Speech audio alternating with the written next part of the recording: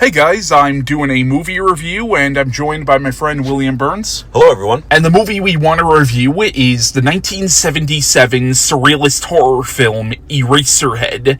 Now, Eraserhead was written and directed by David Lynch. It was actually Lynch's directorial debut, and he would go on to direct movies like The Elephant Man, the 1984 adaptation of Frank Herbert's Dune, Blue Velvet, Wild at Heart, Lost Highway, Mulholland Drive, and he created the series Twin Peaks. He's unfortunately no longer with us. He passed away earlier this year, but he was one of the most unique filmmakers out there, I think, and he really was one of those directors who sort of skirted that line between mainstream cinema and cult and underground cinema. So before we get on to the movie itself, what is your opinion on David Lynch and his body of work?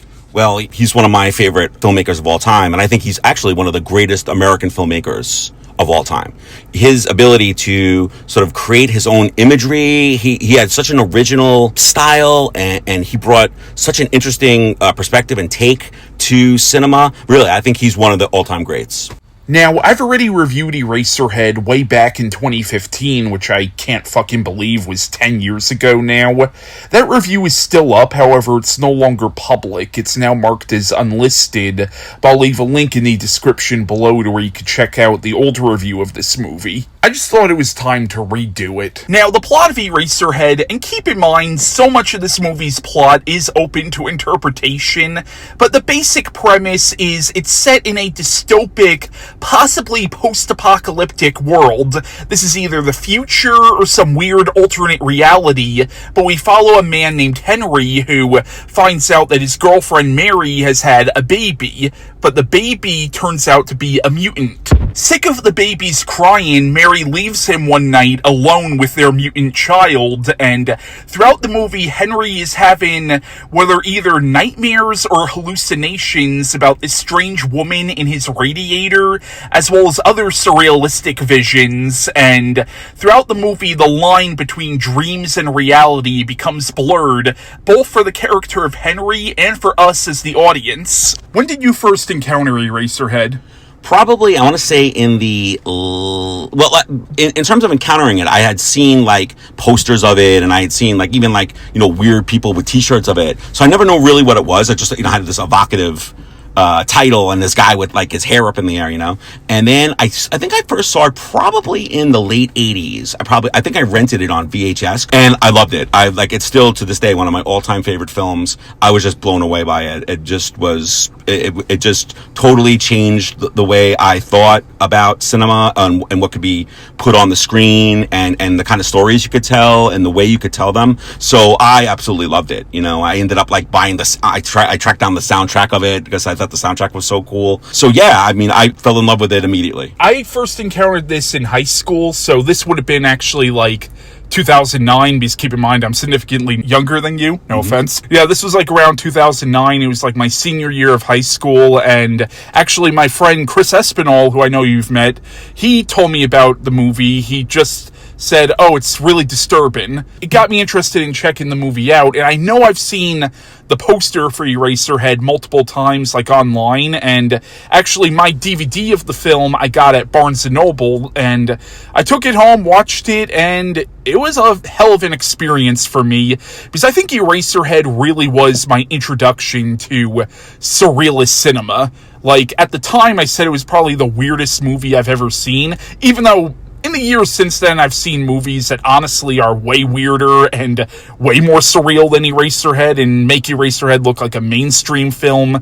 By comparison, I'm thinking of like films like The Holy Mountain or the other films of Jodorowsky, or even a film like House. I'm talking about the Japanese film. So there are other movies that do surrealism slightly better. I would even say the films of Spankmeyer, I would say, do surrealism a little bit better than Eraserhead did, but this was my introduction to that side of cinema. And it was my real introduction to David Lynch. Even though I've seen Elephant Man and Dune before this, at the time I didn't even know who David Lynch was, and I didn't even know those two movies were from the same director. So this was the first David Lynch movie I saw where I knew it was a David Lynch movie. And after this, I saw films like Blue Velvet and Lost Highway. Lost Highway, I actually do want to review at some point. My God, that is an underrated movie. Yeah, it's amazing. I still haven't seen Twin Peaks yet. Oh my God, I was obsessed with Twin Peaks when it came out in the late '80s.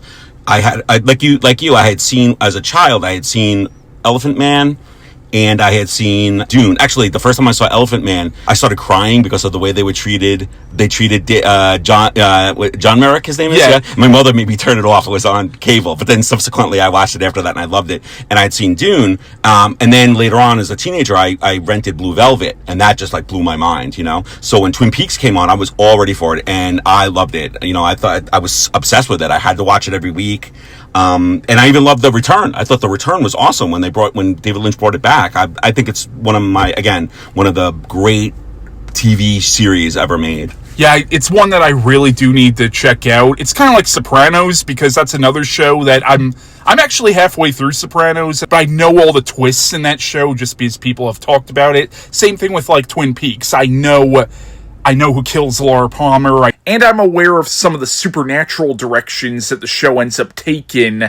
Again, as I haven't watched the show yet, I don't know if that's a major spoiler or not. So I know all the twists, but I still want to experience it for myself. I still need to see the show, and I still haven't seen the spin-off movie that David Lynch did, Fire Walk With Me. I remember going to see that movie, and I was me, and there was one other person in the movie theater. Oh, really? That was it. Yeah. But because by the time that movie came out, I think people had gotten sick of Twin Peaks.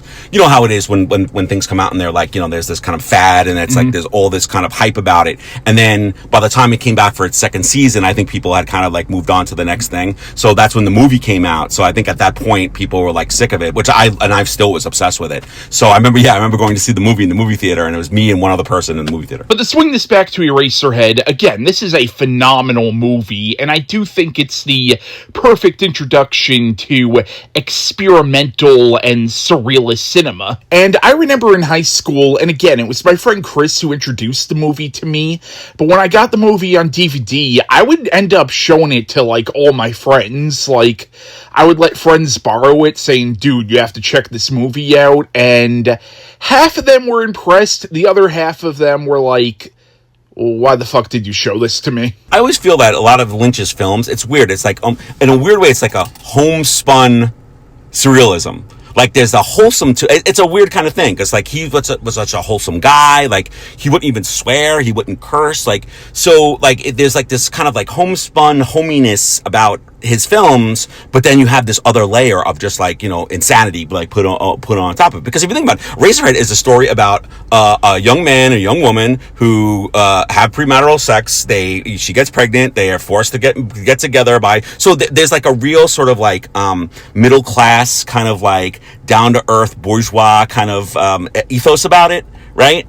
And which is very American, right? And then of course he just takes that and just spirals it off into into this nightmare. And it's funny because when you're in high school and you take health class or sex ed class, and they warn you about don't have premarital sex and don't teenage pregnancy. Well, what they told me in school in sex ed was more just use protection. It had nothing to do with not having sex before marriage. Well, again, thinking about when this movie came out in the 70s. And when I was in high school, which is the 80s, basically the message was, don't have premarital sex.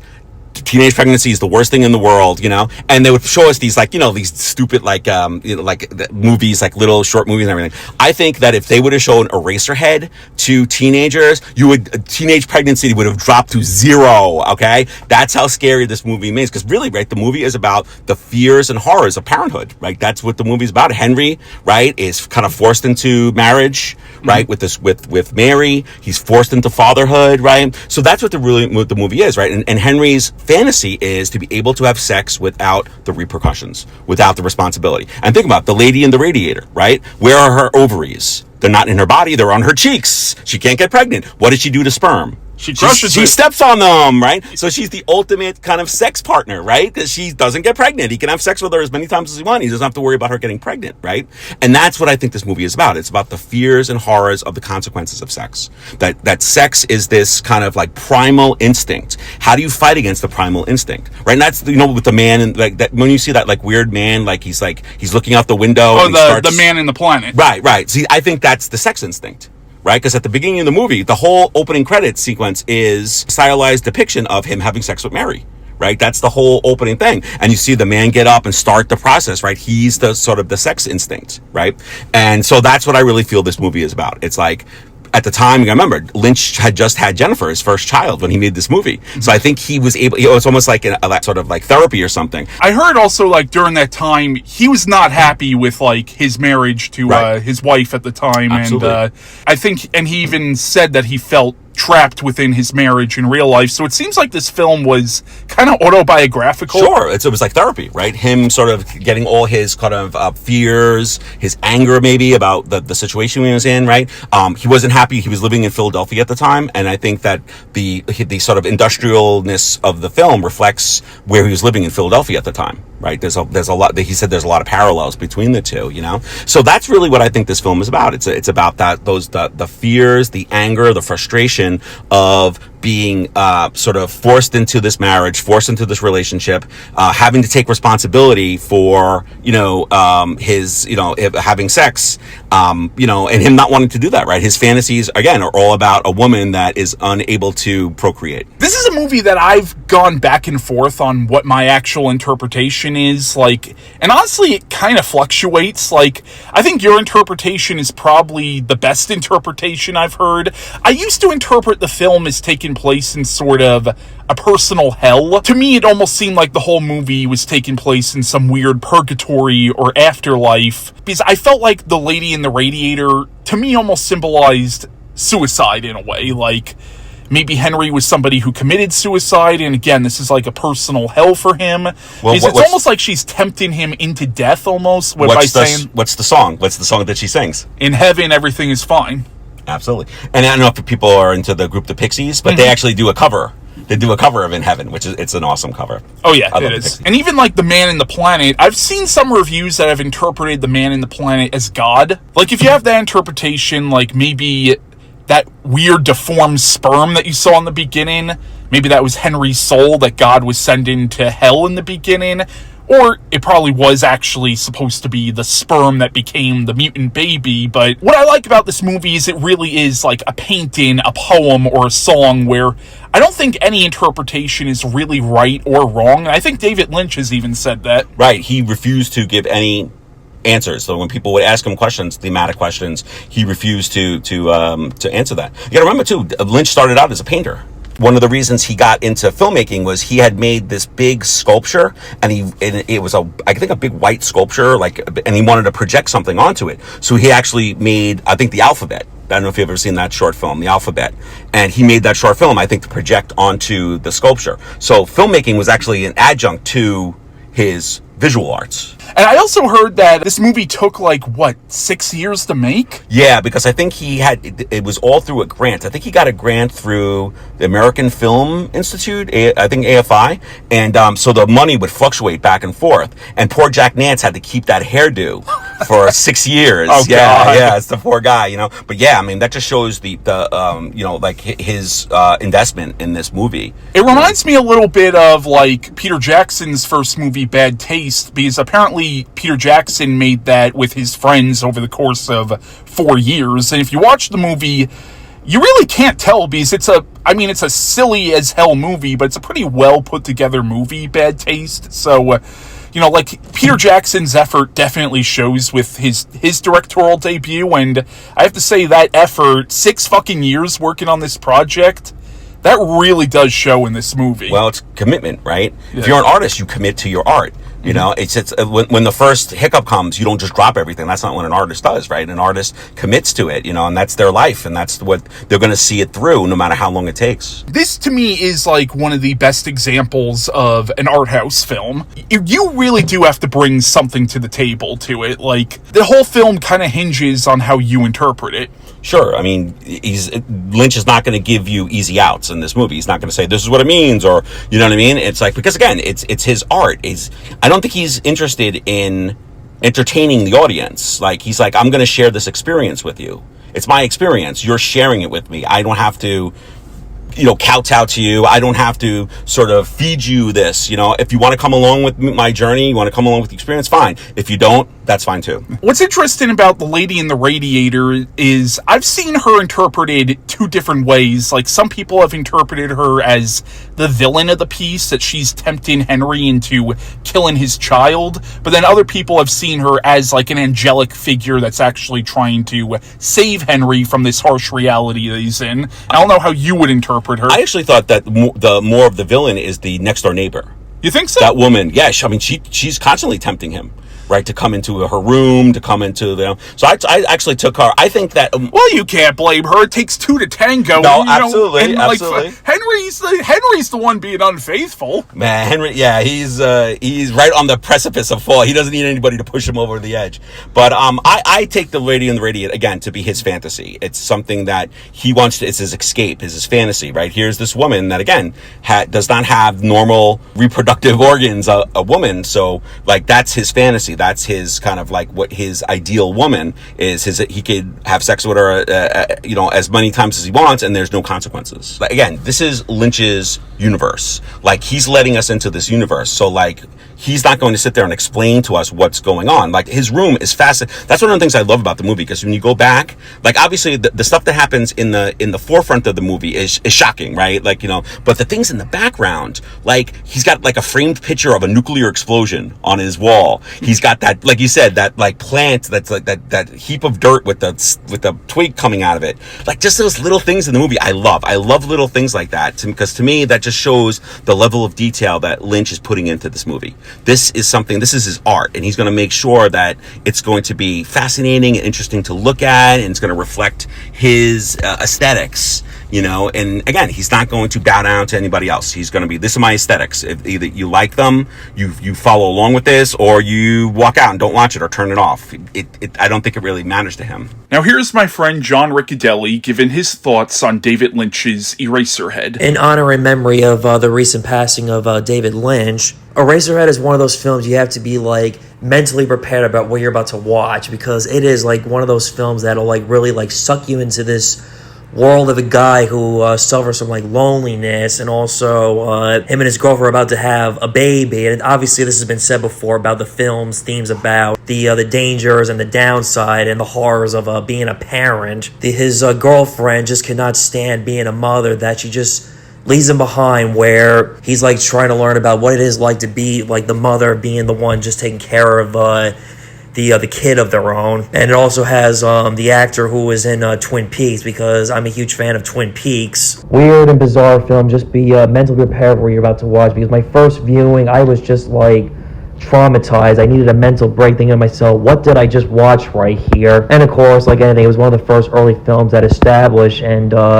got David Lynch on starting his film career. It's funny that you mentioned like the picture with like the nuclear explosion, and maybe that's a clue of what happened to the world of Eraserhead if you want to interpret the film as being in a post-apocalyptic setting. Because one idea I kind of came up with is, okay, if we interpret The Lady in the Radiator as being like literally a being from heaven, like everything in the world of Eraserhead is all industrialized and polluted. An idea that I came up with is, what if even heaven is polluted now, and that's why the Lady in the Radiator is all mutated looking. Like, I know it's supposed to be like ovaries on her face, but still, like, what if like even in heaven you can't escape from just how screwed up the world's become? And if you interpret the man in the planet as God, remember, he's all burnt and shit. Like, what if even God got affected by the nuclear explosion? Admittedly, that's an interpretation I'm kind of pulling out of my ass, but Is it a bad one? No, I can see that. I can definitely see that. The only thing I think with like the post-apocalyptic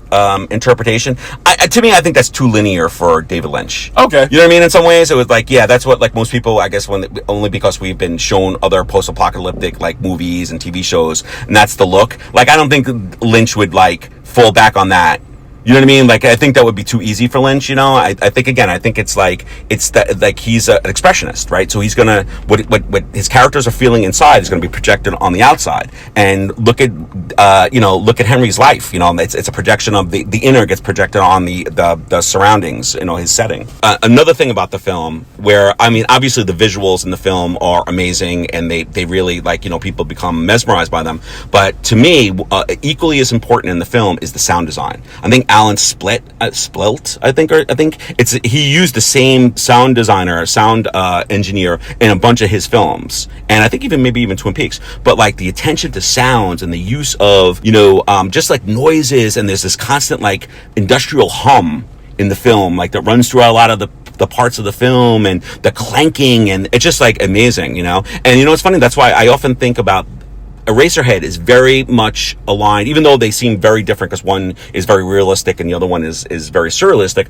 But Elephant Man, you know how the Elephant Man takes place at the beginning of the Industrial Revolution in England, and there's the same thing. There's a lot of like banging and clanging and hums and drones, and you know, that's something that I think really started with Eraserhead, you know, and it just adds a whole other level of investment in the film, or like you being sort of sucked into this world. Not only you seeing this world, but you're hearing this world. You know, it sort of encompasses you while you're experiencing it. I mean, of course, you have Jack Nance as Henry. I don't know, how would you describe this performance? I think it's very good, but it's very understated, I would say. Very much so. Very nuanced too. If you notice, he's almost like he's like in a shock. Right, he's like in this shocked kind of like, he has like almost no affect for a lot of the movie until, of course, you know, he ends up killing the child. That whole scene, I think he plays awesome when he goes to Mary's parents. If anybody's ever been on a first date, or when you go to meet your significant other's parents, it's always awkward, right? Because it's like you're meeting these people for the first time, and they're judging you, and you know what I mean? And so, again, Lynch takes the normal kind of anxiety and pushes it to 1,000. You know what I mean? I mean, think about what happens in the movie, right? Like, Mary has an epileptic seizure, and the mother starts coming on to Henry, and the father is weird, and he has Henry cut the chickens they're eating for dinner, and they start bleeding, you know? It's just like... And the father also has that creepy-ass smile for no reason. Yeah, it's just like, it's like taking something... Lynch does this so well, where he takes a normal, kind of like a normal anxious situation, right? Even he does this in Blue Velvet as well.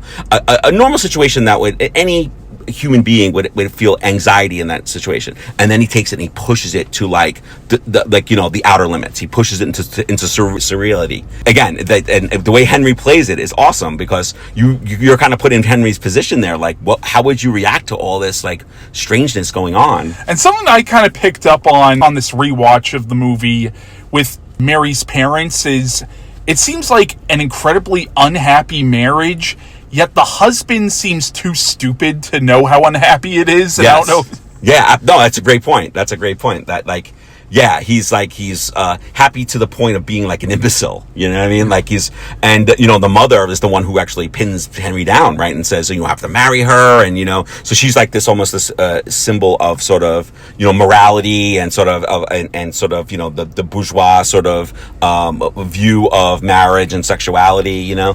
But yeah, like the performances in the movie just fit the movie so well, you know, and like those parts where like Henry and Mary are in the same bed, and you could tell both of them are just like miserable, and they don't even say anything, right? Just the way their faces and the way they're looking and their sort of their body language, you know, you could just tell that they're miserable in the film. So again, I think that, I mean, obviously a lot of attention gets put on the visuals in the film because they are so bizarre and weird, but the performances are really good too, and that's what helps sell the film. If the film had just been bizarre imagery, I don't know if it would have been as you know, as people would have taken it to heart as much as they've done in the cult of David Lynch. So we should probably talk about the Eraserhead baby, probably one of the most iconic babies in horror films. I would hold him right up there with the It's Alive baby, Rosemary's Baby, the Freddy baby from Nightmare on Elm Street 5. But you know what? As hideous as that child was, It was also kind of cute.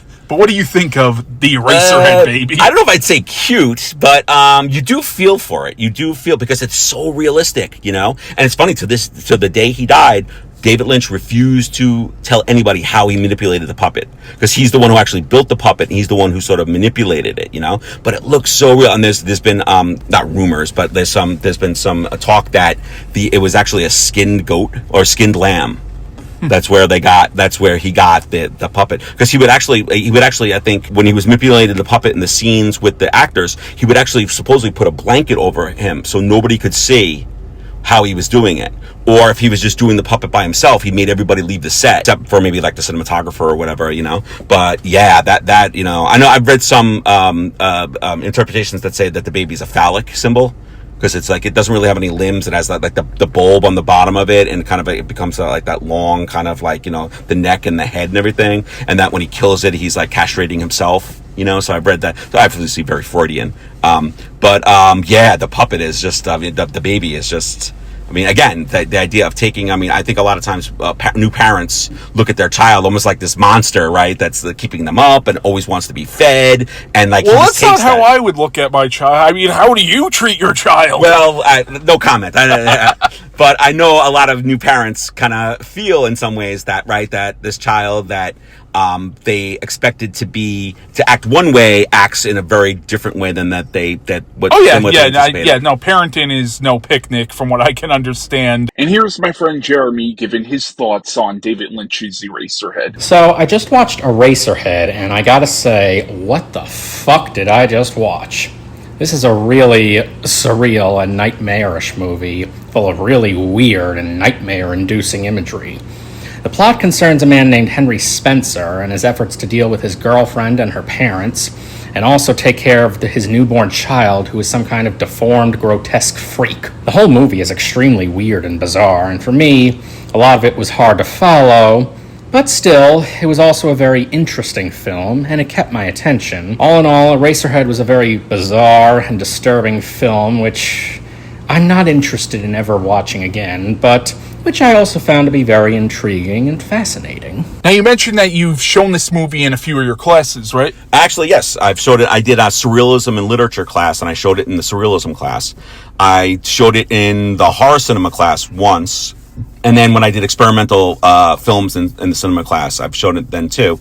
And it went over pretty well. I mean, I think people at first, I think I kind of like prepared them a little bit too. I didn't just show the movie without any like context, you know. So by preparing them and helping students to sort of understand certain things to look for or certain things to think about, I think it went over better than if I hadn't said anything to them about it. But yeah, it actually taught really well. They really don't call them this anymore, but when I was younger, like cult movies were called midnight movies because they would be shown like at midnight in movie theaters, you know. So if you really were like a fan of the movie, you would show it by going to this midnight, you know, showing. So, and I'm again, like the original, like to me, when I think of midnight movies, the first one I think of is Eraserhead.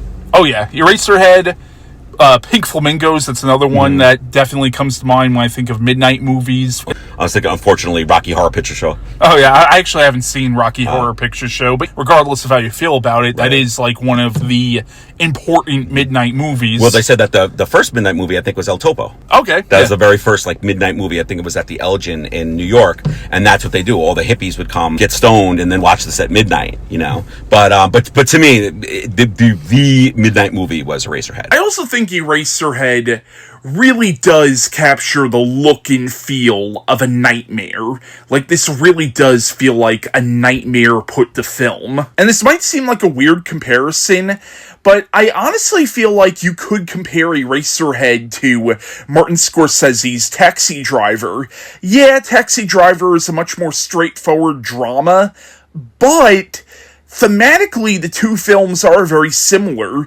They're both sort of these character studies on male vulnerability and male isolation and loneliness. I mean, sure, they're very different films, but I do feel like Eraserhead makes a really interesting companion piece to Taxi Driver by Martin Scorsese. Now I just want to talk about like the cultural influence that this movie had. I know it's had an influence on some music. You already referenced the Pixies cover of In Heaven, Everything is Fine.